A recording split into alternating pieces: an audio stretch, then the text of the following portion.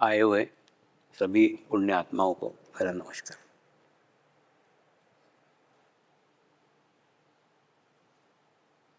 अहमदाबाद में होने वाले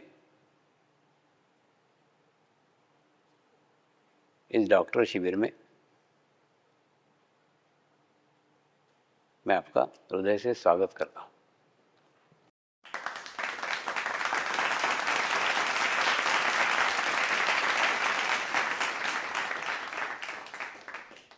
आज के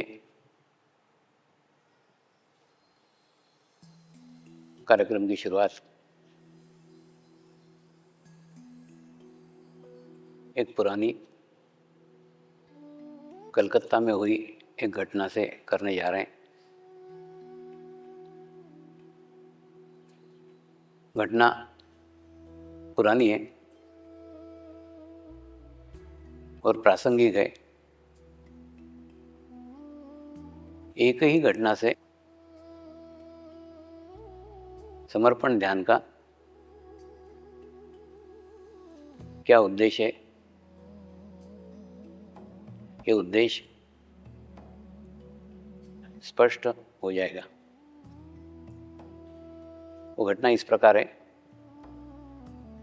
कि कलकत्ते में एक विशिष्ट रोड के ऊपर, विशिष्ट सड़क के ऊपर एक नियम बनाया गया था कि उस सड़क के ऊपर 4 घोड़ों की गाड़ी ले आना मना था। मना इसलिए था कि जो उस समय के वायसराय थे, उस वायसराय को वो सम्मान दिया गया था कि उस रोड के ऊपर केवल वही गाड़ी 4 घोड़ों की लेके जा सकते, इसलिए वो नियम था। और एक पड़ोस के गांव का खेडूत का लड़का उत्साही था, नई नई गाड़ी खरीदी थी और वो गाड़ी लेकर के इस रोड के ऊपर से गया। और रोड के ऊपर से जाने के बाद में ट्रैफिक पुलिस ने उसको पकड़ा और पकड़ने के बाद में उसकी गाड़ी भी जब्त कर ली और उसको भी जेल में डाल दिया। उसने अपने फिर एक युवा मित्र को फ़ोन किया और उसको बुलाया उसने। वो युवा मित्र वकील था, वो आया, उसने शांति के साथ घोड़ा गाड़ी देखी, इस खेडूत को भी देखा और देखने के बाद में उसको आश्वासन दिया, कल सवेरे तुझे कोर्ट में मैं छुड़ा दूंगा। दूसरे दिन कोर्ट के अंदर पेशी हुई तो कोर्ट के अंदर बूढ़े जज साहब बैठे हुए थे। उनके सामने आरोप पत्र पढ़ा गया कि इस रोड के ऊपर से 4 घोड़ों की गाड़ी ले आना मना है और इसने ये नियम तोड़ा है, इसलिए दंड का पात्र है। इस खेडूत के वकील ने कहा, आपका नियम बराबर है, लेकिन मेरे खेडूत वकील ने ये नियम तोड़ा ही नहीं, केवल मुझे घोड़ा गाड़ी कोर्ट में पेश करने की अनुमति दी जाए। तो उसको घोड़ा गाड़ी पेश करने की अनुमति दी गई। उसने वो बूढ़े जज को रिक्वेस्ट की, जज साहब मेरी एक रिक्वेस्ट है, आप आपका आसन छोड़ करके थोड़ा नीचे आइए और नीचे आकर के झुक करके देखिए, ये 4 घोड़े नहीं, 2 घोड़े और 2 घोड़ियाँ हैं, तो कहाँ नियम तोड़ा है। तो मैजिस्ट्रेट नीचे आए, नीचे झुक करके देखा तो वास्तव में 2 घोड़े थे और 2 घोड़ियाँ थी। और उसके बाद में फिर मैजिस्ट्रेट अपने जगह पे जाके बैठ गए। उन्होंने उस नियम को चेंज किया, इस रोड के ऊपर से घोड़ों की और घोड़ियों की गाड़ी ले आना मना है, और उसके बाद में उस खेडूत को छोड़ दिया। कहने का मतलब, कितने भी कानून बन जाए, कोई भी कानून किसी भी मनुष्य को सुधार नहीं सकता है। क्यों नहीं सुधार सकता है? पहली बात तो कानून बनाने वाला मनुष्य, उसमें से रास्ता निकालने वाला मनुष्य, और उसके बाद में उसको तोड़ने वाला भी मनुष्य। तो मनुष्य ने बनाया हुआ कानून से मनुष्य को कैसे सुधारा जा सकता है? कभी संभव ही नहीं है। और दूसरा, हर दफ़े कानून बूढ़ा होते जाता है। एक कानून बना, उसके बाद में उसके 15 साल बाद, 20 साल बाद बूढ़ा हो जाएगा, और बूढ़ा हो जाने के बाद में 15-20 साल के बाद में जो युवा पीढ़ी आएगी वो तो उसमें से तोड़ निकाल ही लेगी, उसका रास्ता निकाल ही लेगी। क्यों निकालेगी? क्योंकि दिन प्रतिदिन बुद्धि का खूब तेजी के साथ विकास हो रहा है। समाज में बुद्धि का विकास खूब तेजी से, आज से 15 साल पहले जो ज्ञान हमको नहीं था वो ज्ञान आज आज की पीढ़ी को है। तो 15 साल में खूब विकास हो गया, बुद्धि का खूब तेजी के साथ विकास हुआ है। तो कोई भी कानून ज़्यादा दिन तक रह नहीं सकता, उसमें से कुछ ना कुछ रास्ता, कुछ ना कुछ मार्ग कोई ना कोई निकाल ही लेगा। इसलिए कोई भी अपराध ऐसा नहीं है जो अपराध करने के बाद में उसमें रास्ता न निकाल जाए, उसमें से मार्ग न निकाल जाए, क्योंकि अपराध करने वाला मनुष्य, उसके बाद में उसमें से रास्ता निकालने वाला मनुष्य, उसको रोकने वाला भी मनुष्य। तो अगर गुनाह को रोकने का है, अपराध को रोकने का है, तो कोई कानून आपको नहीं रोक सकता, रोकने के लिए पर्याप्त नहीं है। इसलिए आवश्यक है, उसके लिए पर्याप्त आप हैं। आप इच्छा करें कि मेरे हाथ से कोई भी कानून नहीं टूटना चाहिए, मैंने कोई भी अपराध नहीं करना चाहिए, तो ऑटोमेटिकली आप अपने आप को रोक सकते हो। बाकी दुनिया का कोई कानून आपको नहीं रोक सकता।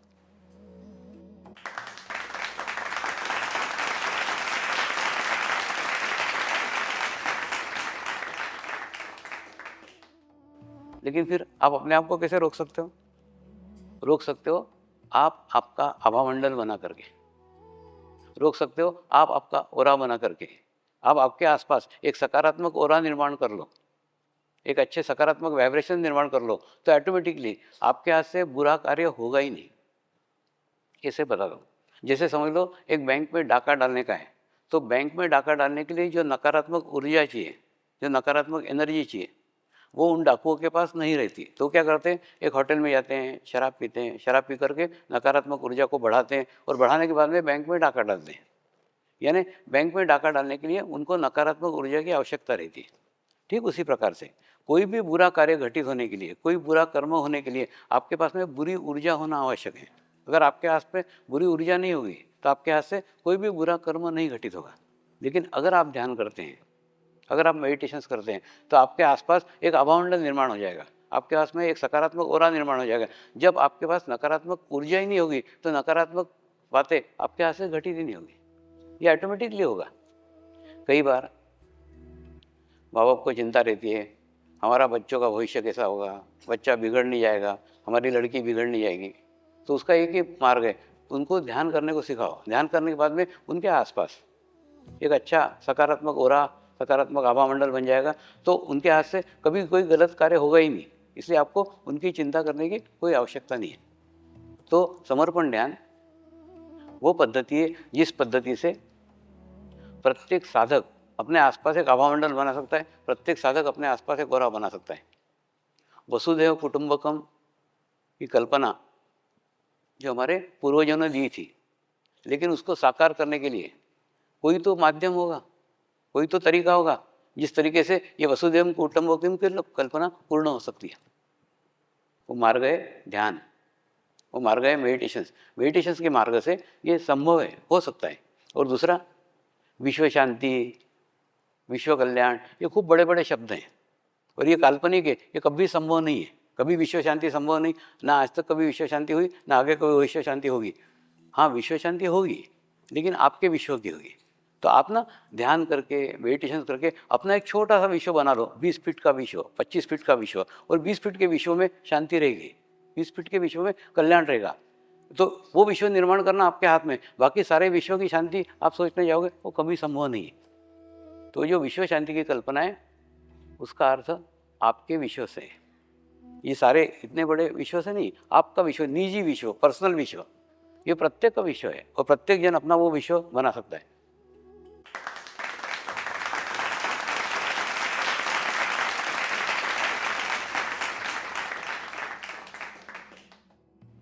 अभी हाल ही में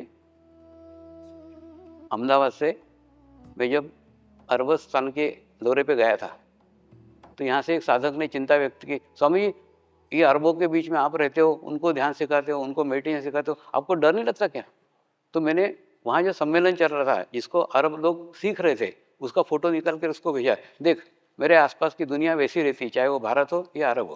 कहने मतलब अरब लोग भी उसी शांति से ध्यान सीख रहे थे, उसी शांति से मेडिटेशन सीख रहे थे। तो कहने मतलब जब आप एक आपका विश्व निर्माण कर लेते हो, वो विश्व को लेके आप दुनिया के कोई भी कोने में चले जाओ। दूसरा, समर्पण ध्यान किन बातों के ऊपर आधारित है वो बातें पहले समझ लो, तो फिर आगे का ध्यान सीखना सरल हो जाएगा। वो बातें अगर एकदम स्पष्ट हो गई तो एकदम आगे का रास्ता सरल है, एकदम आगे का मार्ग आसान है। उसका पहला स्तंभ है वो है परमात्मा। हमारी ना घूम फिर के कहीं पे भी ध्यान करने बैठते हैं, मेडिटेशन करने बैठते हैं ना, तो परमात्मा पे जाके बात अटक जाती है।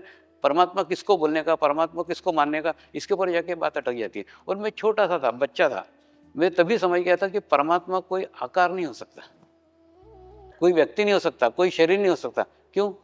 क्योंकि मेरे जो नाना जी थे, नाना जी हनुमान जी को भगवान मानते थे, मेरी नानी कृष्ण को भगवान मानती थी। नाना जी को बोला कृष्ण के मंदिर में चलो, बोले नहीं वो तेरे नानी का भगवान है। नानी को बोलता था बजरंगबली के मंदिर में चलो, बोले नहीं नाना का भगवान है। मतलब उसी समय में समझ रहा था कि भगवान मानने के ऊपर है। आप जिसको मानो उसको भगवान। पति का भगवान अलग है, पत्नी का भगवान अलग है। दूसरा, नानी कहती थी परमात्मा कल भी है, परमात्मा आज भी है और परमात्मा कल भी रहेगा। तो उसी दिन समझ गया था परमात्मा कोई शरीर नहीं हो सकता, क्योंकि कोई भी शरीर ऐसा नहीं है जो कल भी था, आज भी और कल भी रहेगा। इसका अर्थ क्या है? परमात्मा एक विश्व चेतन है। विश्व चेतन है, वो सब जगह बहती रहती है। लेकिन क्या होता है, वो जिसके माध्यम से बहती है, जो अपने आप को खाली कर ले, जो अपने आप को रिक्त कर ले, उसके बीच में से वो बहना प्रारंभ कर देती। और जब बहना प्रारंभ कर देती, इतनी बहती है, इतनी बहती है कि उसका अस्तित्व ही शून्य हो जाता है। तो अस्तित्व शून्य का है, हमको वो दिखता ही नहीं है। हमको लगता है कि परमात्मा फिर है, हम उसको ही परमात्मा समझने लग जाते हैं। हम जिसको परमात्मा समझते हैं, ऐसा कोई भी परमात्मा नहीं है। सब परमात्मा के माध्यम है, उनके माध्यमों से उस काल के अंदर परमात्मा बहा है। इसलिए परमात्मा एक विश्व चेतना है। तो समर्पण ध्यान में परमात्मा का कंसेप्ट है कि परमात्मा एक विश्व चेतना है। इसलिए कोई भी फ्रेम, कोई भी मूर्ति, कोई भी भगवान, कोई भी रूप ऐसा लेकर के हम नहीं चले हैं। पूरी फ्रेम खाली रखिए, आपको जिसको भगवान मानने का उसको मानो, इसके लिए कोई प्रतिबंध नहीं। लेकिन परमात्मा एक विश्व चेतना है और वो विश्व चेतना सभी जगह बहती है। तो इसका कहीं पे भी विरोध नहीं है। पूरे विश्व के अंदर अलग अलग राष्ट्रों के अंदर कार्य किया, अलग अलग देशों के अंदर कार्य किया, कहीं पे भी विश्व चेतना का कंसेप्ट सबके समझ में आ रहा है। एक बार रामकृष्ण मिशन के डॉक्टरों का मैंने शिविर लिया, 8 दिन का शिविर हुआ। शिविर होने के पश्चात डॉक्टर ने मुझे प्रश्न किया, स्वामी जी आप अलग अलग जगह जाते हो, अलग अलग जगह का खाना खाते हो, अलग अलग जगह का पानी पीते हो, आपको डायरिया नहीं होता क्या, आपको डिसेंट्री नहीं होती क्या? मैंने उनको उत्तर दिया, अब डायरिया डिसेंट्री तो आप बहुत दूर की बात कर रहे हो, मैं जिस कार से आता हूँ उस कार का कभी एक्सीडेंट भी नहीं होता। तो उनको खूब आश्चर्य हुआ कि इतने आत्मविश्वास के साथ, इतने कॉन्फिडेंस के साथ ये लोग ऐसे कैसी बात कह सकते हैं। तो उन्होंने अपने मठाधीश को पूछा कि स्वामी जी इतने आत्मविश्वास के साथ ये बात कैसे कह सकते कि मेरे कार का कभी एक्सीडेंट नहीं हो सकता। तो उन्होंने कहा जो ध्यान करते हैं, जो मेडिटेशंस करते हैं, उनके आसपास उनका एक विश्व निर्माण रहता है। उसमें कोई भी दुर्घटना नहीं आ सकती, कोई भी वायरस नहीं आ सकता, कोई भी बुरी घटना उनके आभामंडल में नहीं हो सकती, उनके ओरा में नहीं हो सकती। तो कहने का मतलब एक ऐसा आभामंडल, ऐसा ओरा आप भी निर्माण कर सकते हैं। और दूसरा, ये ऐसा निर्माण हो, निर्माण करो, यही समर्पण ध्यान का उद्देश्य है।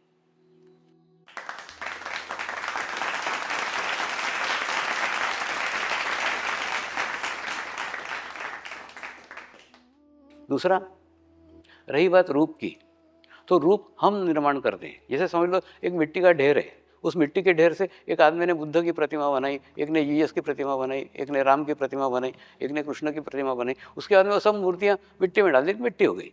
जिस प्रकार से हाथों के द्वारा मूर्तियों का हम निर्माण करते हैं, ठीक उसी प्रकार से चित्त के द्वारा हम परमात्मा का निर्माण करते हैं। राम यानी भगवान, ऐसा हमने निर्माण किया चित्त से कि राम यानी भगवान, राम यानी भगवान, राम। तो ऑटोमेटिकली क्या होगा मालूम है, जब आपका आज्ञा चक्र विकसित होगा, जब आपका हृदय चक्र खुलेगा, तो आपको राम के दर्शन हो जाएंगे। लेकिन कौन से राम के? जो राम आपने चित्त में मान के रखा है वो।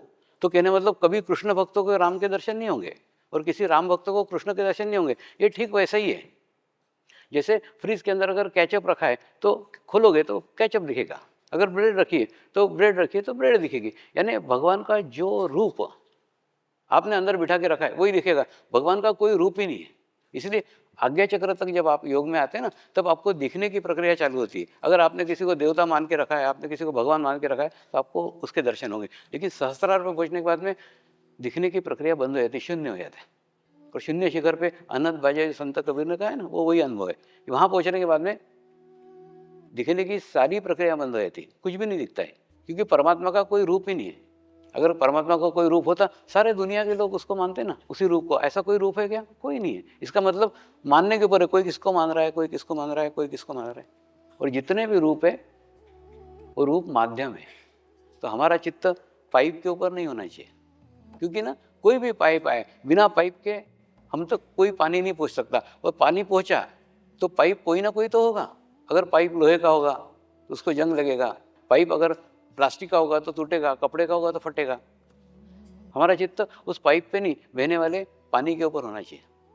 अगर ऐसा रखने में हम सफल होते हैं तो हम परमात्मा की अनुभूति कर सकते हैं, परमात्मा का अनुभव कर सकते हैं।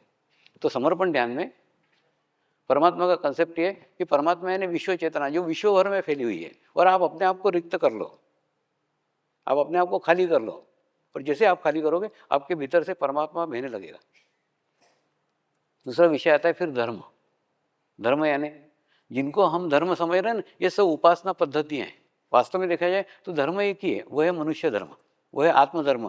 वो आपके भीतर का धर्म जागृत होता है। जैसे आप ध्यान करते हैं, मेडिटेशन करते हैं ना, आपके भीतर का धर्म जागृत होता है। धर्म यानी ज्ञान, धर्म यानी नॉलेज कि क्या अच्छा है और क्या बुरा है, इसका ज्ञान आपको आपके अंदर से होना चालू हो जाता है। सभी धर्मों के अंदर यही बातें तो कही गई है, अच्छी बातें करो और बुरी बातें छोड़ो, अच्छी बातें करो और बुरी बातें छोड़ो। सब धर्मों में यही कहा है। लेकिन वो प्रक्रिया इतनी बड़ी है कि उसके अंदर हमारा जीवन ही समाप्त हो जाता है। तो ये रास्ता अलग है, ये मार्ग अलग है। इस मार्ग के अंदर अच्छी बातें करो, बुरी बातें करो, कुछ भी नहीं कहा जाता है। कोई उपदेश नहीं है, कोई संदेश नहीं है, कोई मैसेज नहीं है। सीधा आपके अंदर का लाइट जला दिया जाता है। जैसे आपके भीतर का लाइट जलता है तो सर्वप्रथम आपको आपके दोष दिखना प्रारंभ हो जाते हैं। जिस दिन आपको आपके दोष दिखना प्रारंभ हो गए उस दिन समझ लेना आपके भीतर का धर्म जागृत हो गया है। धर्म जागृत होने के बाद में जो अच्छी बातें हैं वही आपके पास रहेगी, जो बुरी बातें खुद ही छूट जाएगी। और तीसरा है सद्गुरु। सद्गुरु वो माध्यम है जिसका कोई अस्तित्व ही नहीं है, अस्तित्व नहीं है। एक रहता है शरीर का भाव और एक रहता है आत्मा का भाव। तो शरीर के भाव को समाप्त न करते हुए, न काटते हुए, न छाटते हुए सद्गुरु अपने आत्मभाव को इतना बढ़ा लेता है, इतना वृद्धिगत कर लेता है कि शरीर भाव महसूस ही नहीं होता। तो ऐसे माध्यम से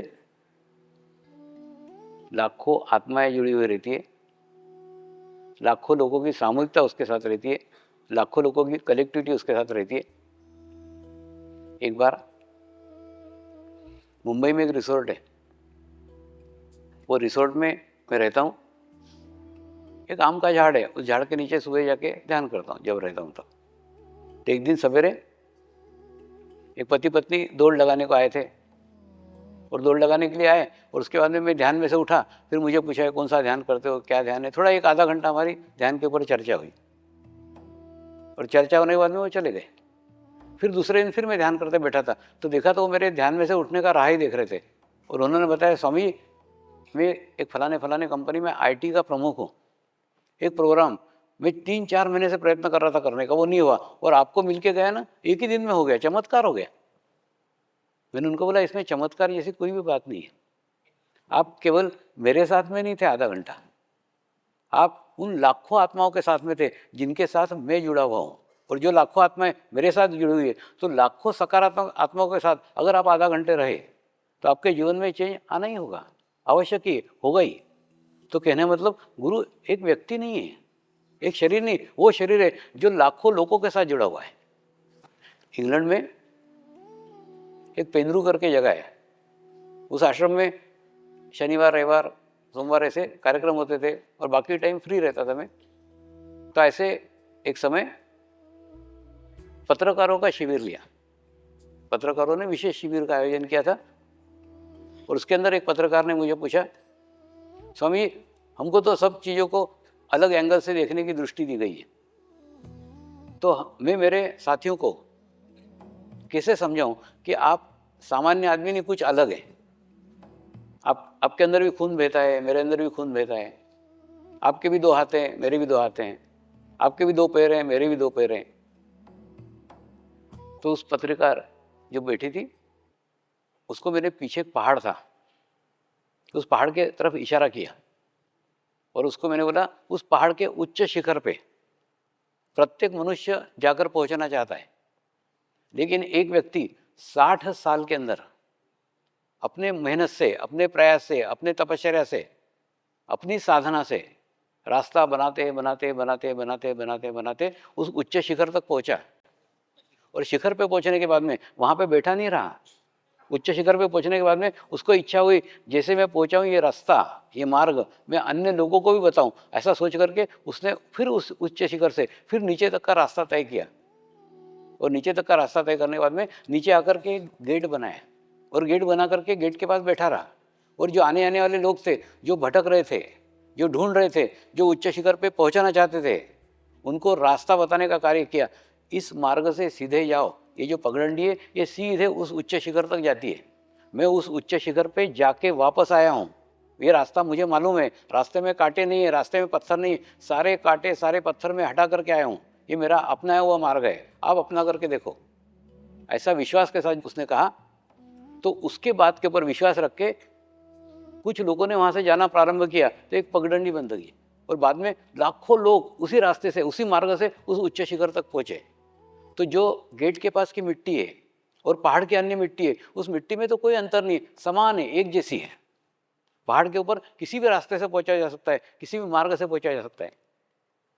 लेकिन गेट की पगडंडी वो मार्ग है, वो जमीन है जिस जमीन को लाखों लोगों ने अपनाया है, लाखों लोग उस मार्ग से पहुंचे हैं। तो मिट्टी तो दोनों एक जैसी है, लेकिन मिट्टी का ये अंतर है। ठीक उसी प्रकार से तेरा और मेरा शरीर समान है, एक जैसा है, लेकिन मेरा शरीर वह शरीर है जिस शरीर के साथ लाखों आत्माएं जुड़ी हुई है। और लाखों आत्माओं के साथ ये शरीर जुड़ा हुआ है, ये शरीर अकेला नहीं है। तो ये तेरे में और मेरे में अंतर है। बाकी हम खून अपना एक जैसा है, दो हाथ दो पैर सब समानता है, शरीर की सब समानता है। भिन्नता है वो आत्मा की है। तो सद्गुरु वह शरीर है, वह माध्यम है जिस माध्यम के साथ लाखों आत्माएं जुड़ी हुई है। और दूसरा ध्यान। ध्यान एक उच्च अवस्था है, उच्च स्थिति है। अभी हाल ही में योग के बारे में खूब प्रचार प्रसार हो रहा है, देशों में भी हो रहा है, विदेशों में हो रहा है। मुझे भी देशों में विदेशों में जाने का अवसर मिलता है। और दूसरा सिर्फ ये जाना है कि योग के केवल एक अंग को हम छू रहे हैं, उसके समग्र स्वरूप को समझ नहीं पा रहे हैं। केवल एक अंग जो आसान है, सरल है, योगासन, केवल हम उसी तक पहुंचे हैं। वास्तव में केवल योगासन योग नहीं है। संत ज्ञानेश्वर ने कहा है, देवाच्या द्वारी उभा क्षणभरी जेणे मुक्ति करी साधिली। यानी परमात्मा के दरवाजे तू जाके अगर 10 मिनट बैठेगा रोज तो तेरे को मोक्ष की प्राप्ति होगी। मनुष्य ने क्या अर्थ लगाया? मनुष्य ने अर्थ लगाया, एक ईंट पत्थर का मंदिर बनाया और उस मंदिर के दरवाजे जाकर वो रोज बैठने लग गया और कल्पना करने लग गया, मैं रोज मंदिर के दरवाजे जाके बैठता हूं, मुझे मोक्ष अवश्य मिलेगा ही। ये किस लिए किया? क्योंकि मंदिर बनाना आसान था, मंदिर के दरवाजे पे जाना आसान था। तो जो आसान मार्ग है, जो सरल मार्ग है, उसको ढूंढा, उसको चुना और उसको अपनाया। ठीक ऐसा कैसा योग के साथ हो रहा है। योग का खूब बड़ा क्षेत्र है। उस विशाल क्षेत्र को न समझते हुए केवल एक योगासन इसी को पकड़ लिया। और योगासन काय के लिए? स्वास्थ्य लाभ के लिए। स्वास्थ्य पूर्ण परिभाषा में नहीं आता। WHO के अंदर भी केवल शारीरिक स्वास्थ्य नहीं है, मानसिक स्वास्थ्य भी है, तब जाके पूर्ण स्वास्थ्य कहलाता है। तो केवल आसन करना, केवल प्राणायाम करना, केवल शरीर को स्वस्थ रखना, रोगों पर नियंत्रण करना, स्वस्थ रहना, ये योग का उद्देश्य नहीं है। योग का उद्देश्य खूब विशाल है। मैं ना ऑस्ट्रेलिया गया था, तो ऑस्ट्रेलिया में मुझे 5 योगा टीचर मिले। अच्छा, दूसरा क्या होता मालूम है? ये अब डॉक्टर लोगों के लिए बहुत महत्वपूर्ण है, ये घटना बताने जा रहा हूँ, क्योंकि इसका संबंध सीधा चित्त के साथ है।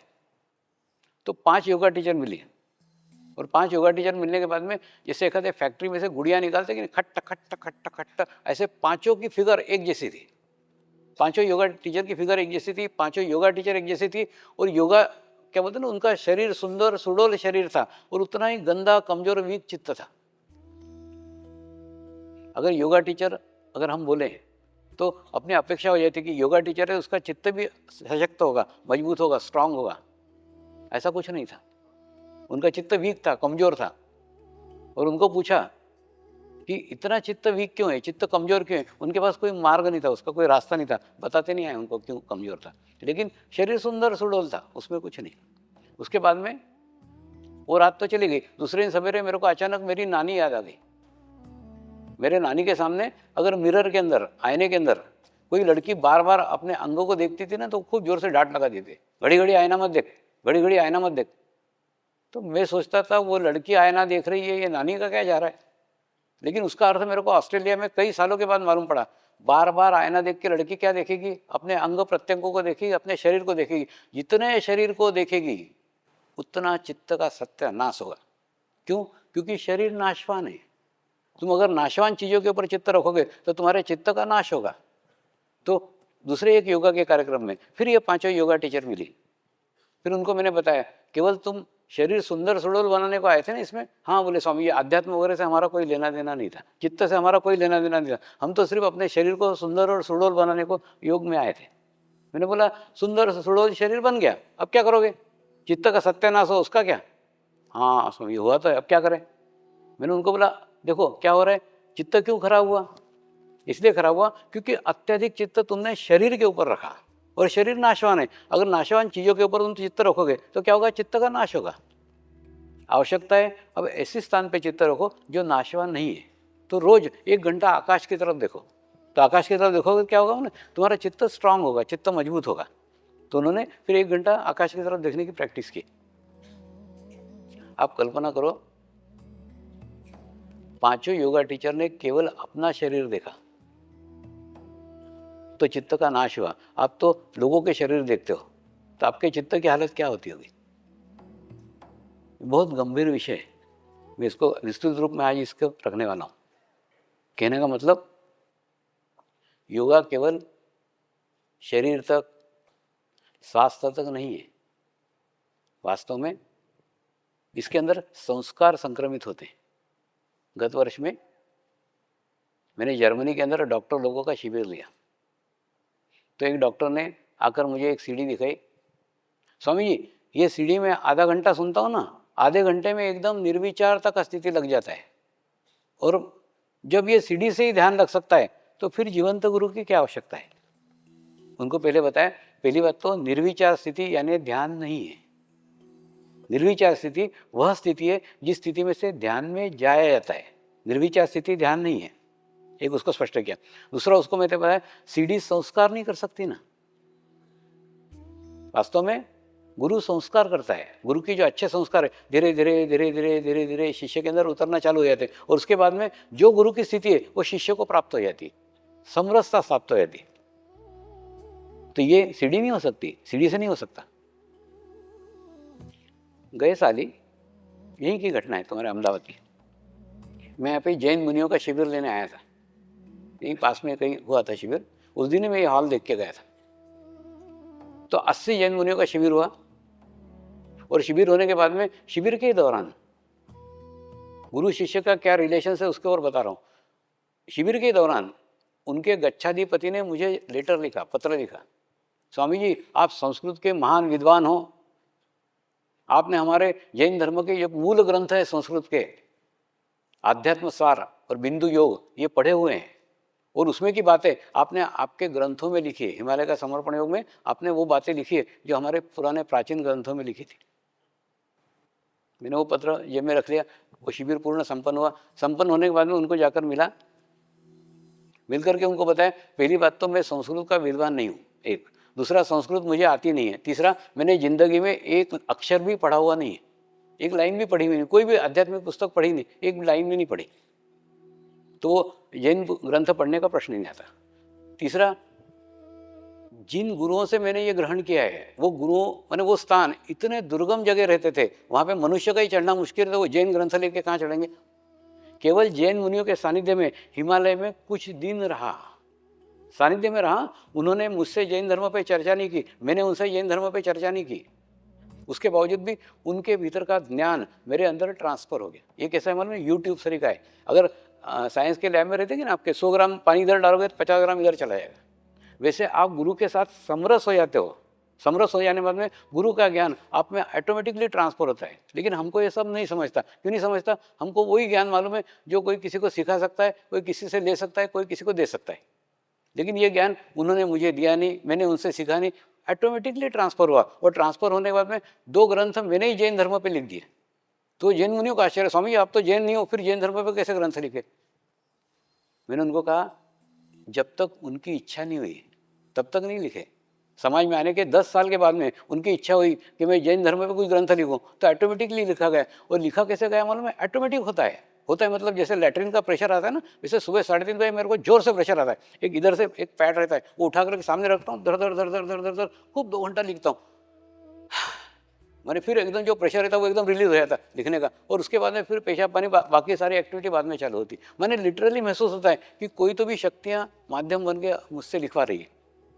और उसके अंदर कोई भी साहित्यिक भाषा नहीं है, क्योंकि साहित्य मैंने पढ़ा ही नहीं, कोई पुस्तकी भाषा नहीं है, कुछ भी नहीं है। और पता नहीं कहाँ क्या आता है मालूम नहीं। और इतना पुराना है कि संस्कृत के मूल ग्रंथ जिसके ऊपर जैन धर्म है, वो धर्म के ग्रंथ का नॉलेज इसके अंदर आ रहा है, जबकि वो धर्म ग्रंथ मैंने पढ़े नहीं। ये कैसे संभव हुआ? ये संभव हुआ केवल योग से। तो योग का क्षेत्र खूब विशाल है, खूब बड़ा है। दूसरा एक उदाहरण देता हूं आपको। एक बार मैं इंग्लैंड गया था, तो इंग्लैंड में एक पादरी के घर पे रुका हुआ था। तो पादरी के यहाँ गया, तो वहाँ पे एक टीवी पे कार्यक्रम आ रहा था। एक अमेरिका का डॉक्टर हाथ में कैमरा लेकर के आया। एक लड़की बैठी थी, वो लड़की को बोला मैं तेरा फोटो निकालूंगा, फोटो निकालने के बाद में जो रंग आएंगे वो रंग देखूंगा, रंग देख करके मैं तेरे को बताऊंगा तू कैसी लड़की है। वो कार्यक्रम खत्म हुआ।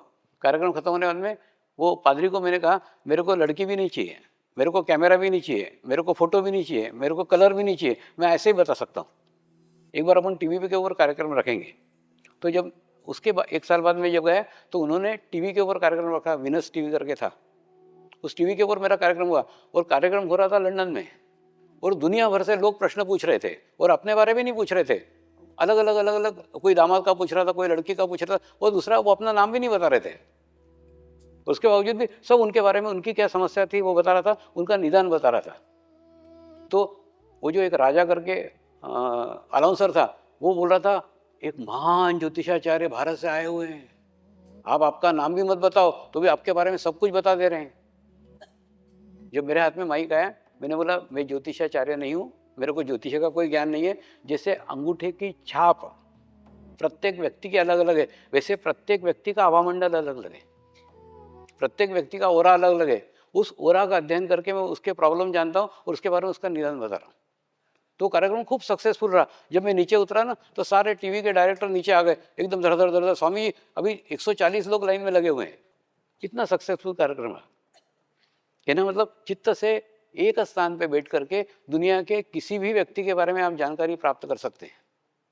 ये कौन सी टेक्निक है, ये कौन सा ज्ञान है? अब ये ज्ञान मैं किसी से सीखा नहीं हूँ, मैं किसी को सिखा नहीं सकता, लेकिन जो समरस हो जाएगा उसमें ये ज्ञान ट्रांसफर हो जाएगा। ये कुछ नॉलेज ऐसे हैं, कुछ ज्ञान ऐसे हैं जिसको कोई सिखा नहीं सकता, कोई सीख नहीं सकता, ये ऑटोमेटिक होते हैं। ये कैसे होता है? अपने अस्तित्व को शून्य करना। योग के अंदर अपने अस्तित्व को शून्य करना, इतना शून्य करना, और प्रकृति से समरस हो जाना।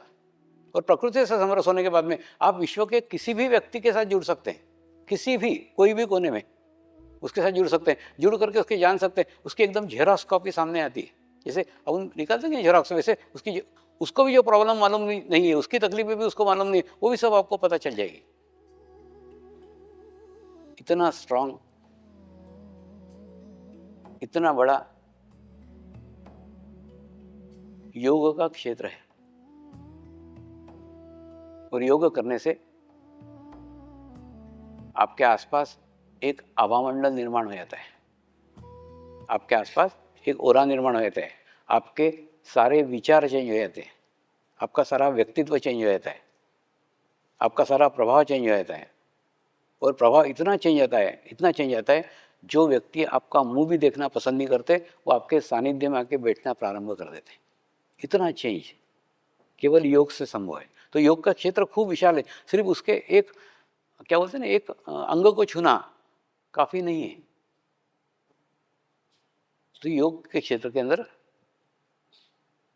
जागने की आवश्यकता है, जानने की आवश्यकता है। तो समर्पण योग ध्यान की वो योग्य पद्धति है जिस पद्धति से एक संपूर्ण योग की स्थिति आप आपके जीवन में प्राप्त कर सकते हैं। योग के द्वारा आपके पूरे शरीर को संरक्षण प्राप्त होता है, पूर्ण प्रोटेक्शन मिलता है। कभी भी आपके जीवन में कभी दुर्घटना नहीं होगी। ये जैन मुनियों को मैं क्यों सिखा रहा हूँ?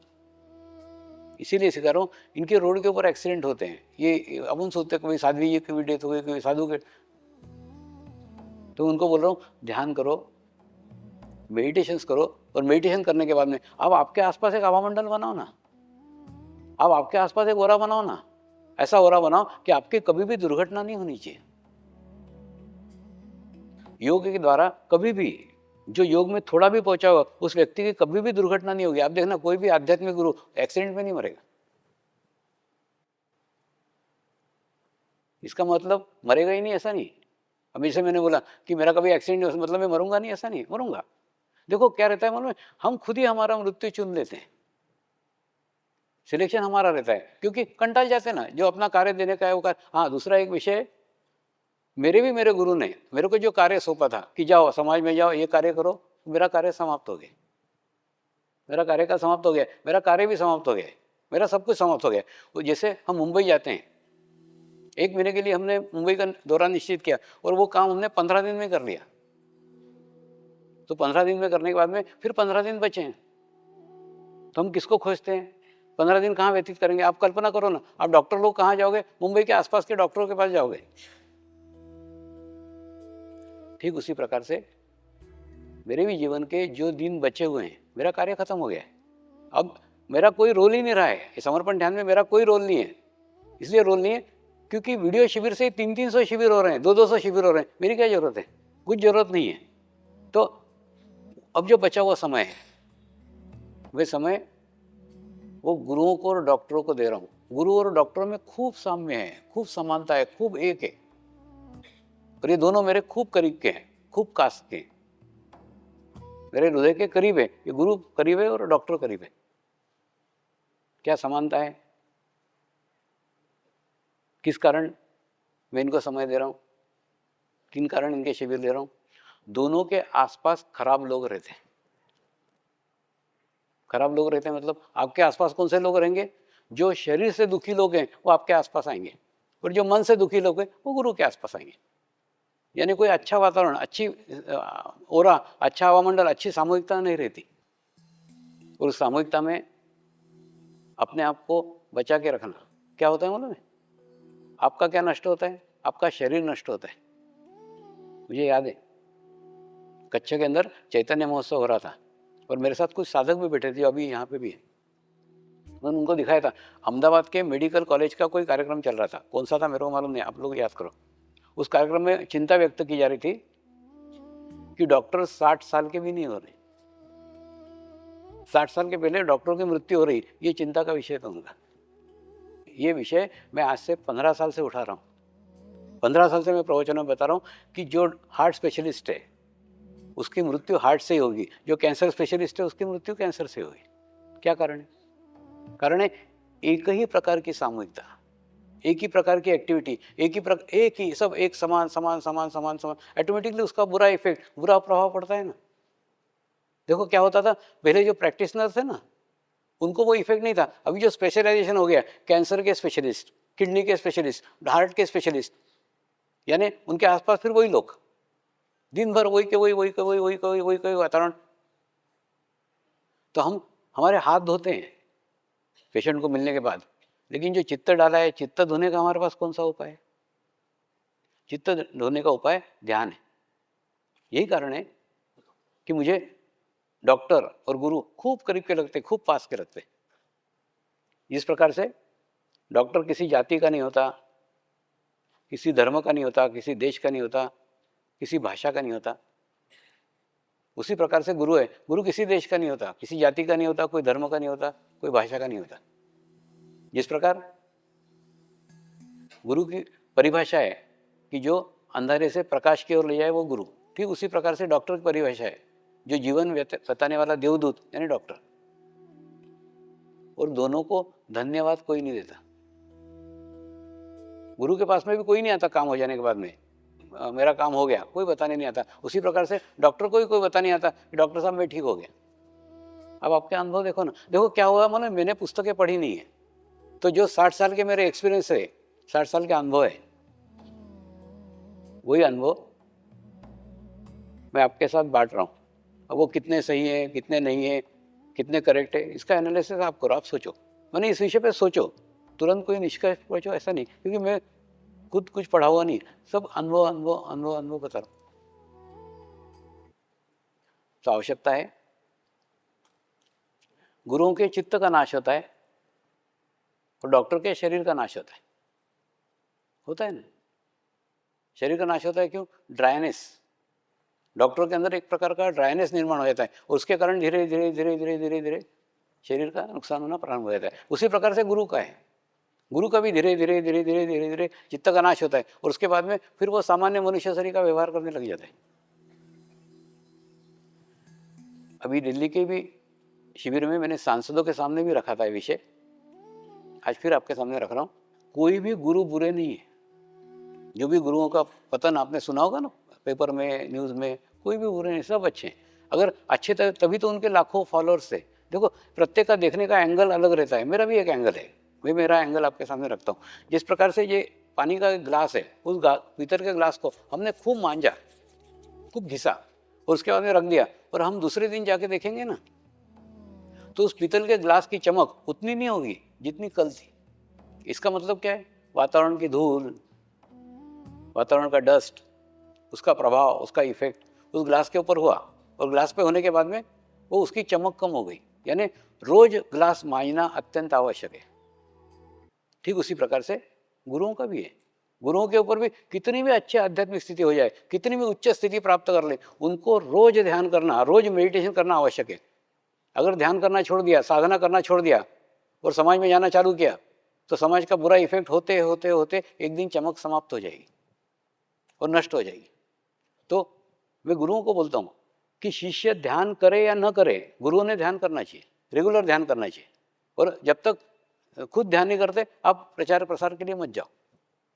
और दूसरा, ये केवल मैं उनको बताता हूँ ऐसा नहीं, खुद मैं भी करता हूँ।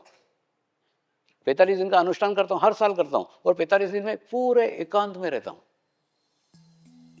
और वो एकांत का अनुभव सुन करके कई साधकों को भी इच्छा हुई कि हमने भी ऐसा करना चाहिए। लेकिन एक आपको अंदर का बताता हूँ, जब आपका चित्त भीतर है ना, चित्त अंदर है, तब आप 45 दिन एकांत में रह सकते हो। अगर 45 दिन में अगर चित्त आपका बाहर है और आप शरीर से अंदर हो तो कपड़े फाड़ते हुए पागल शरीर के बाहर निकलोगे 45 दिन बाद। तो आवश्यक है पहले चित्त को अंदर करना सीखो, चित्त को भीतर करना सीखो, फिर तुम एकांत में रह सकते हो, अन्यथा नहीं। तो 45 दिन के अंदर अनुष्ठान में जो कुछ प्राप्त होता है, जो कुछ ग्रहण करता हूँ, वो बाकी के 320 दिन में बांटता हूँ। तो ये 320 दिन का कार्यक्रम तब तक ही चलता रहेगा जब तक वो 45 दिन का चलता रहेगा। तो प्रत्येक गुरुओं को बोलता हूँ कि ध्यान करो, मेडिटेशन करो। दूसरा, सांसदों के सामने मैंने एक प्रस्ताव रखा। वो प्रस्ताव ये रखा कि जिस प्रकार से ड्राइविंग लाइसेंस रहता है कि नहीं, कि आरटीओ ड्राइविंग लाइसेंस देता है, आपकी टेस्ट लेता है, आपको 1 साल का ड्राइविंग लाइसेंस दिया गया है, उसके बाद में फिर दूसरे साल आओ, फिर आपकी ड्राइविंग टेस्ट होगी, फिर दूसरे साल का लाइसेंस इश्यू करो। तो आध्यात्मिक गुरुओं को भी लाइसेंस इश्यू करो। पहले दिन उनका फोटो निकालो ओरा का, उनका स्कैनिंग करो, स्कैनिंग करने के बाद में उनका ओरा अगर अच्छा है तो उनको 1 साल का लाइसेंस दो, अगर ओरा खराब है उनको बोले 1 साल घर बैठो, ध्यान करो, मेडिटेशन करो।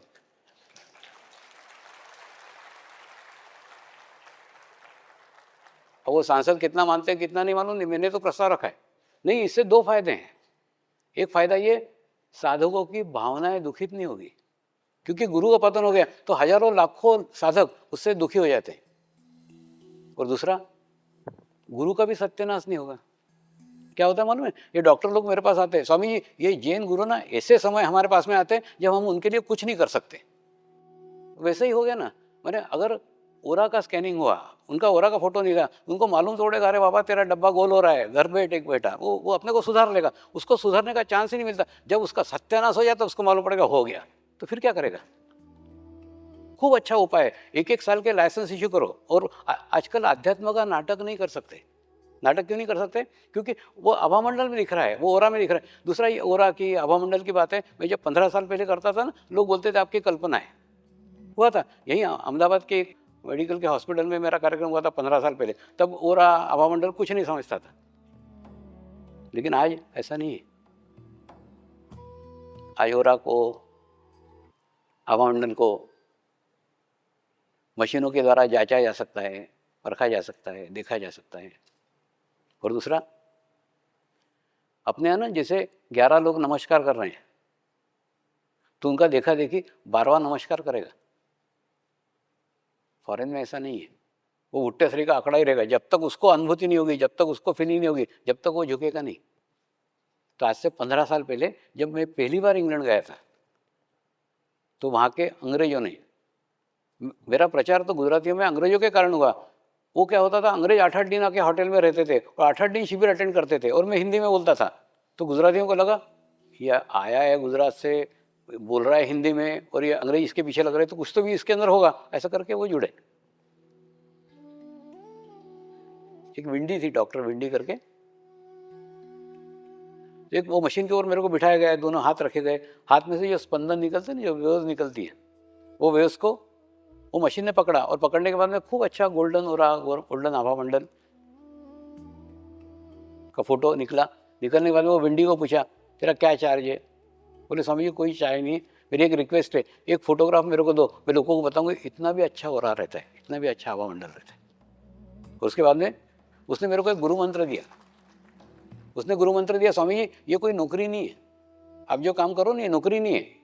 होता कि नहीं, जैसे अपना घुटने में दर्द हो रहा है तभी लंगड़ते लंगड़ते लंगड़ते नौकरी पे जा रहे हैं, वैसे नौकरी नहीं। जिसको एंजॉय करो, जिसको मजा लो, जिसमें तुमको मजा आ रहा है, जिसमें तुमको आनंद आ रहा है, वही जीवन में कार्य करो। ऐसा जिसमें मजा नहीं आ रहा वो कार्य मत करो, क्योंकि ऐसा कार्य करोगे तो उस पर शरीर पर दुष्परिणाम होंगे। तो डॉक्टर शिविर लेने में मेरे को मजा आता है, मेरे को आनंद आता है, इसलिए मैं डॉक्टरों के शिविर लेता हूँ। और इसमें संख्या का कोई आकर्षण नहीं है। अरे बाबा जैन मुनियों के शिविर तो 6-6 जैन मुनियों के लिए 6-6 घंटे देता हूँ रोज, 8-8 दिन, 8-8 दिन का शिविर। अभी दांडी में हुआ 6 जैन मुनि, 6 जैन मुनियों के 6-6 घंटे दे रहा हूँ ध्यान, और ऐसे पक्के रहते, बैठे रहते ध्यान में घंटों तक। तो मजा आता है मेरे को उसमें अंदर। मेरे को ना क्या होता है मालूम है, अभी क्या हो गया, जीवन में सब कुछ प्राप्त हो गया है, और ये मेरा ही नहीं है। एक आधा आर्टिस्ट रहेगा, वो जीवन में करता है, खूब दौड़ भाग कर सब, उसको फिर सब मिल जाता है। मिल जाने के बाद में फिर उसको क्या लगता है, कोई ऐसा कदरदान मिले जो मेरी क्या बोलते हैं, मेरे विद्या का कदर करे। वैसे मेरे को लगता है अब जो रिसीविंग वाले, जो ग्रहण करने वाले, उनको दो ना। तो गुरुओं का और डॉक्टरों का एकदम समानता, एकदम पास में। क्या पास में बताता हूँ। जैन गुरु भी बोलते हैं प्रत्येक को हमारे सर के ऊपर हाथ लगाना पड़ता है, ठक ठक, माने प्रत्येक के सर के ऊपर हम हाथ रखते हैं। और डॉक्टरों को भी प्रत्येक को स्पर्श करना पड़ता है। और जबकि मैं बोलता हूँ दोनों के कारण ओरा अपना खराब होता है, ओरा अपना डिस्टर्ब होता है। अब इसमें से मार्ग क्या? क्या डॉक्टर का पेशा छोड़ दे, कि जैन मुनि अपना कार्य छोड़ दे? नहीं, उसमें से मार्ग है, उसमें से रास्ता है। रास्ता ये, आप ये कार्य शरीर से मत करो। शरीर से मत करो मतलब मैंने जैन मुनियों को बताया, जब आप दूसरे के सर के ऊपर हाथ रखते हो ना, तो आप आपके गुरु को याद करो, आप आपके परमात्मा को याद करो, और उसको आत्मा से आशीर्वाद दो। होता क्या मालूम है? और वैसे ही आप भी करो ना। आप भी किसी पेशेंट को दवा देते हो, अब जैसे मैं दोनों बातें बताई ना, मैं उसका अपोजिट भी बताता हूँ। कैसे बताता हूँ? जैसे मैंने बताया कि वो चिंता का विषय था कि 60 साल मैंने सीनियर सिटीजन नहीं हो पा रहे हैं डॉक्टर, जबकि पेशेंट 80 साल के होते हैं। 3 डॉक्टर पहुंचा दिए, 4 डॉक्टर पहुंचा दिए, ऐसी लिस्ट बताते हैं। 3 को पहुंचा दिया, चौथा है ये, और चौथा ढूंढा था कि यंग है करके, वो भी गया 50 साल में।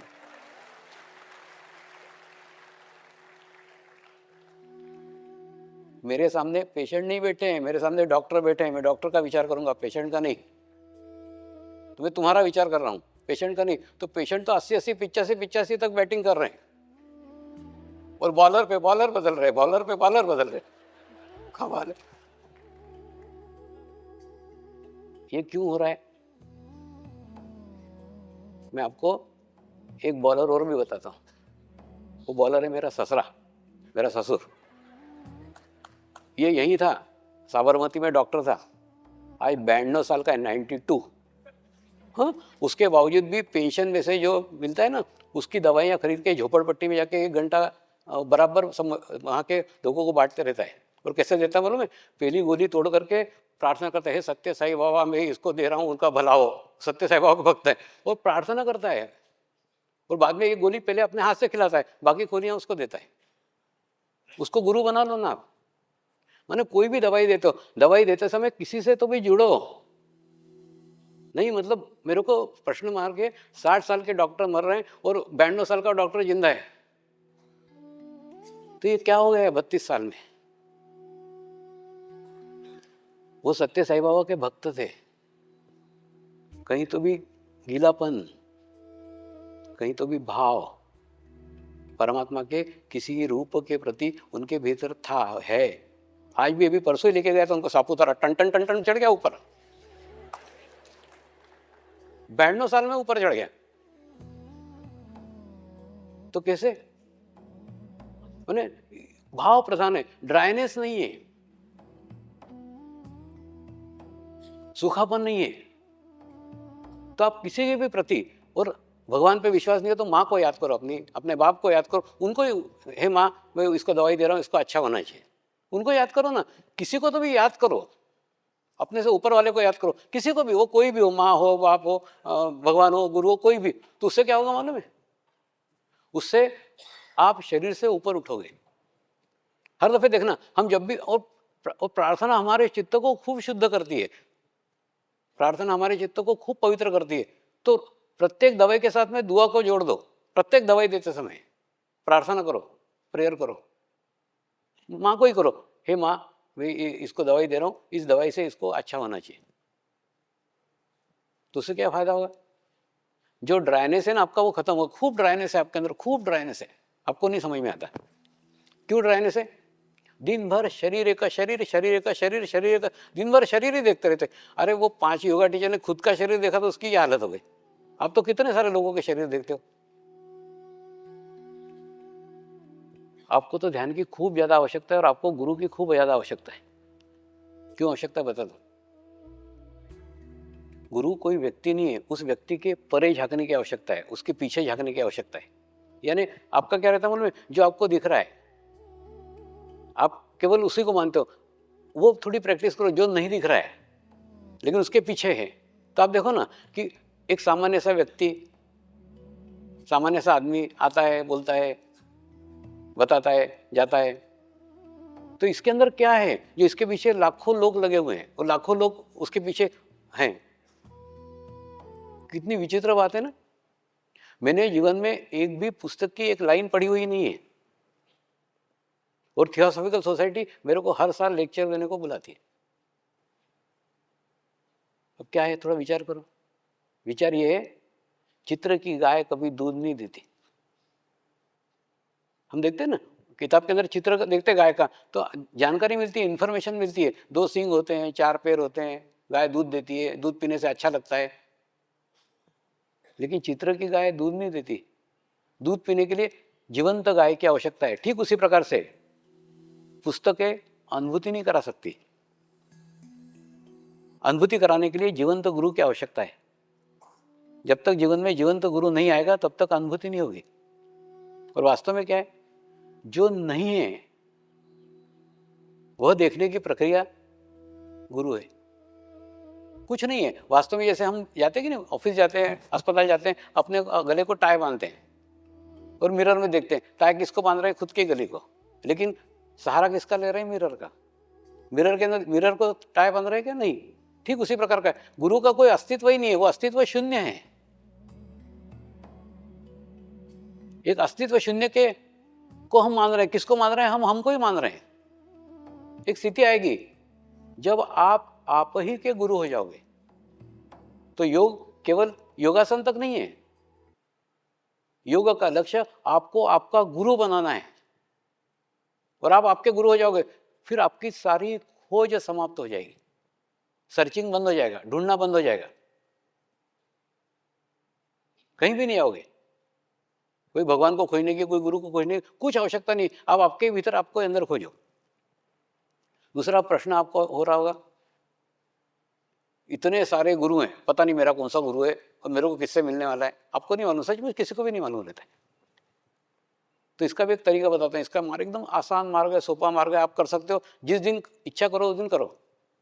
एक दिन अकेले शिरडी जाओ।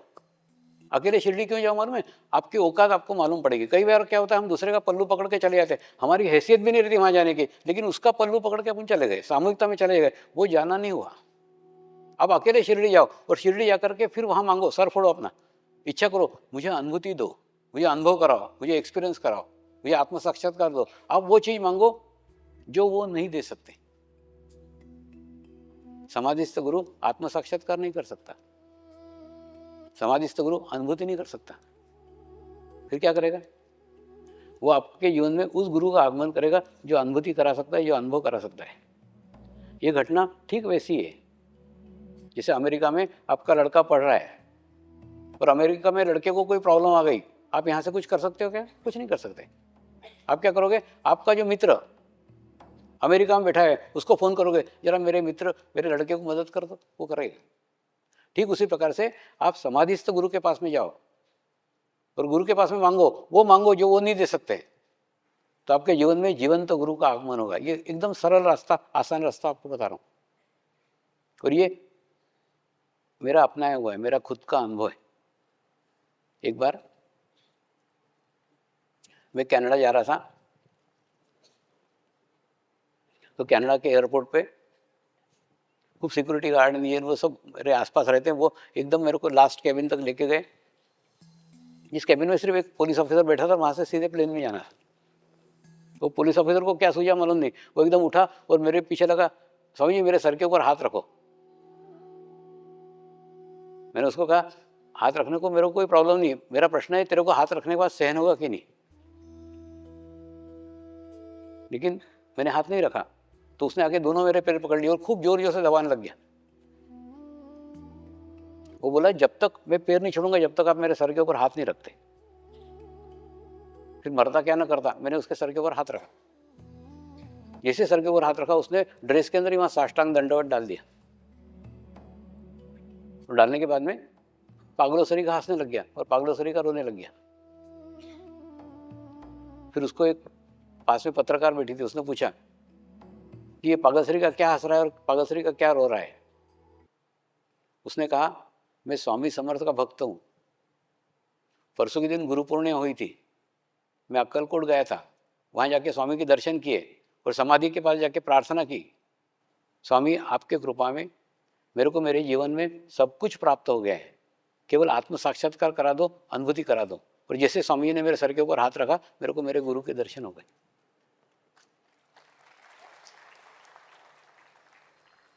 कहने का मतलब अपने गुरु तक पहुंचने का मार्ग, अपने गुरु तक जाने का मार्ग समाधिस्थ गुरु के पास से। समाधिस्थ गुरु के पास में जाओ और वहां प्रार्थना करो, वहां प्रेयर करो, तो आपके जीवन में किसी जीवंत गुरु का आगमन होगा। कहने का मतलब जीवंत गुरु वह स्थान है जिस स्थान पे पहुंचने के बाद में हमारा योग पूर्ण हो जाता है। योग पूर्ण हो जाता है, हमारी खोज, हमारा भटकना, हमारा दौड़ना सब बंद हो जाता है। हम अपने एक आत्म समाधान को प्राप्त हो जाते हैं, एक आत्म शांति को प्राप्त हो जाते हैं और सारी हमारी भटकन बंद हो जाती है। तो आवश्यकता है उस स्थिति तक पहुंचने की,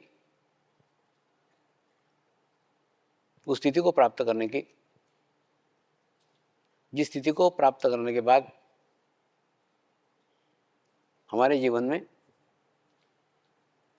पाने के लिए कुछ नहीं रहता। तो जो पेशे के कारण हमारे भीतर, हमारे अंदर एक ड्राइनेस आ गया है, एक सूखापन आ गया है, उस सूखापन को दूर करने की आवश्यकता है। और दूर करने के कई उपाय हैं। अब आपकी सामूहिकता बदलो ना, अब आपकी कलेक्टिविटी बदलो। एक्चुअली क्या मालूम है, हम हमारी सब जगह अस्पताल में डॉक्टर, बाहर डॉक्टर, सब जगह डॉक्टर डॉक्टर डॉक्टर डॉक्टर, घर में भी डॉक्टर आजकल। करेला उसमें नीम चढ़ा, मतलब डॉक्टर है तो उसकी पत्नी भी डॉक्टर, मतलब घर में अस्पताल। अरे बाबा, एखादे संगीतकार से शादी करो, एखादे गायक से शादी करो, एखादे कवि से शादी करो। माने जिनके अंदर, अपने अंदर जो कमी है वो दूसरा भरे, तो शादी का कोई मतलब है ना। हम भी ड्राई, तू भी ड्राई, ड्राई ड्राई नहीं। जो भाव प्रधान लोग हैं कि संगीतकार है, कोई गायक है, कोई कवि है, चित्रकार है, नृत्यकार है, वादक है, नहीं तो आयुर्वेदिक डॉक्टर से करो कम से कम। नहीं, उनके अंदर भाव है। तो ऐसे कॉम्बिनेशन कुछ सेट करो ना, तो कुछ आगे गाड़ी बढ़ेगी। तुम क्या करते हो, पहले ही करेला उसमें नीम चढ़ाओ, डॉक्टर ढूंढता है डॉक्टर कोई, और बाद में घर में वो सब हॉस्पिटल वाला चलता है। दूसरा, एक सामूहिकता ऐसे ढूंढो जहां आपको डॉक्टर के नाम से कोई नहीं जानता। अब आपका सिंपल नाम बताओ ना, डॉक्टर लगाने का जरूरत नहीं और वहां बताने का जरूरत नहीं, और वहां बताओ भी मत कि आप डॉक्टर होकर के, डॉक्टर होकर शामिल में मत हो। वो जगह है आश्रम। आप कल्पना कर सकते हो, एक हार्ट स्पेशलिस्ट, और मक्खी मारने वाला हार्ट स्पेशलिस्ट नहीं, जिस हार्ट स्पेशलिस्ट के सामने लाइन लगती है, ऐसा हार्ट स्पेशलिस्ट आश्रम में आके 45 दिन गाय की सेवा करता है। गाय का दूध निकालता है, गाय के उपले बनाता है, गोबर इकट्ठा करता है, 45 दिन करता है। कचरा साफ करता है, मिट्टी साफ करता है, गौशाला साफ करता है। अब आप बोलोगे इससे क्या फायदा, इससे 45 दिन कितने पेशेंट का नुकसान हो गया। अरे जिंदा तो रहा वो, पेशेंट के चक्कर में तो उससे उसका लाइफ बड़ा है। वो किसान का बेटा था, तो जिंदगी में जो करने को नहीं मिला वो वहां क्या कर रहा है। तो कहने का मतलब, ऐसे कोई मार्ग ढूंढो, ऐसे कोई रास्ते ढूंढो जहां से आप नई ऊर्जा ले सको, जहां से कहीं नई एनर्जी ग्रहण कर सको।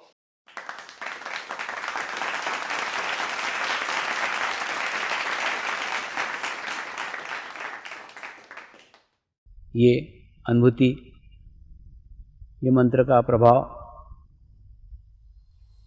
और ये मंत्र की शक्ति, मंत्र की सामूहिकता आज हम अनुभव करेंगे। कुछ नहीं, एक 10 मिनट शांत चित्त होके बैठ जाइए। जिनको जाना है वो यहाँ से जा सकते हैं। अच्छा कार्य करना और अच्छे कार्य में सहयोग देना दोनों एक जैसा है। तो अगर आपको नहीं करने का है ध्यान, तो आप यहाँ से जा सकते हैं, लेकिन दूसरे को ध्यान करने दीजिए। दूसरे की ध्यान में व्यवधान मत डालिए। दूसरा, कोई भी ऐसा व्यवहार मत कीजिए, कोई भी ऐसी एक्टिविटी मत कीजिए जिससे लोगों का चित्त आपकी ओर आकर्षित हो जाए। आपको जाना है, आप जा सकते हैं, शांत चित्त उठ के चुपचाप पीछे से खसक जाइए, लेकिन बीच में उठ के मत जाइए।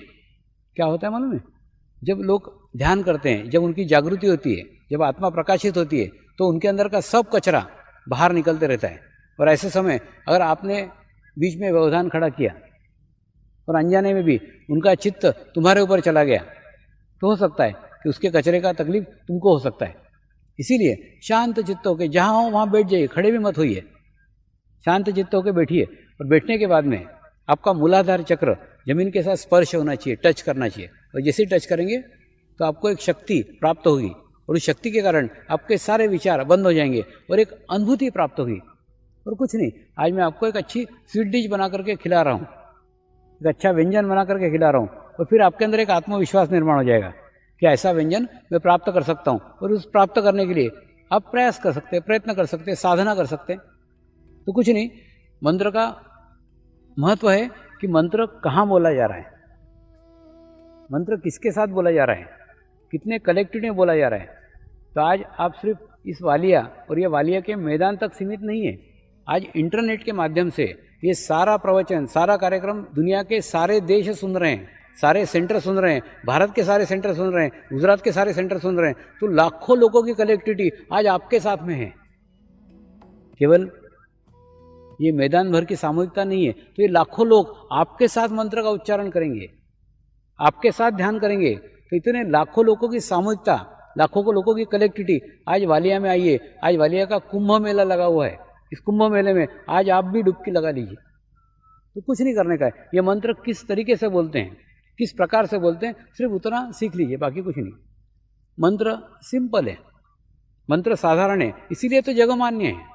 विश्व में कोई भी उसको अपना सकता है, क्योंकि एकदम साधारण है। मंत्र है ओम श्री शिव कृपानंद स्वामी नमो नमः। सिंपल मंत्र है।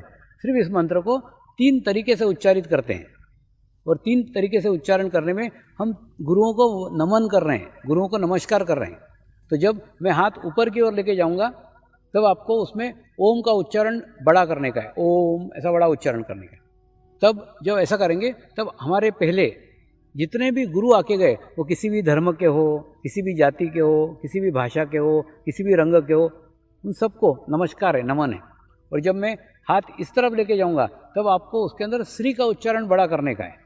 तो हमारे जीवन काल के बाद जितने भी गुरु इस धरती पे अवतरित होने वाले हैं, उनको हम पहले से वंदन कर रहे हैं, उनको नमस्कार कर रहे हैं। और उसके बाद में मैं दोनों हाथ ऊपर की ओर लेके जाऊंगा, तब आपको उसमें ओम और श्री दोनों का उच्चारण बड़ा करने का है। तो ये एक मंत्र 3 प्रकार से बोलने का है, और 3 सेट 3 बार बोलने का है। किसी के एक हाथ में वाइब्रेशंस महसूस हो सकते हैं, किसी के दोनों हाथों में ऐसी लहरियाँ आ सकती है, लेकिन सबको एक अनुभूति अवश्य आई होगी कि आप सबके विचार बंद हो गए थे और आपको अच्छा लगा। पहले अनुभूति अच्छा लगना है। तो आपको इस प्रकार की कुछ भी अनुभूति आई हो, तो आप ऐसा हाथ ऊपर कीजिए, तो मेरे को मालूम पड़ेगा कितने लोगों को अनुभूति प्राप्त हुई। तो हाथ नीचे कर लीजिए। आज आप सब ब्राह्मण हो गए।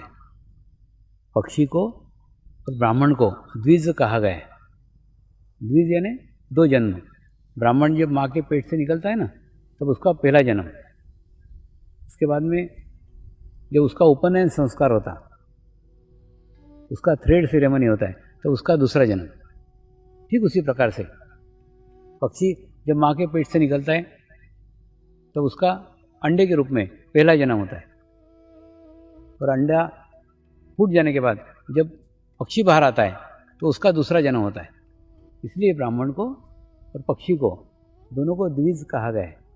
तो एक अनुभूति जो गुरुदेव ने मुझे निःशुल्क दी थी और प्रसाद के रूप में दी थी, वही अनुभूति प्रसाद के रूप में सारे विश्व भर में निःशुल्क बांट रहा हूँ।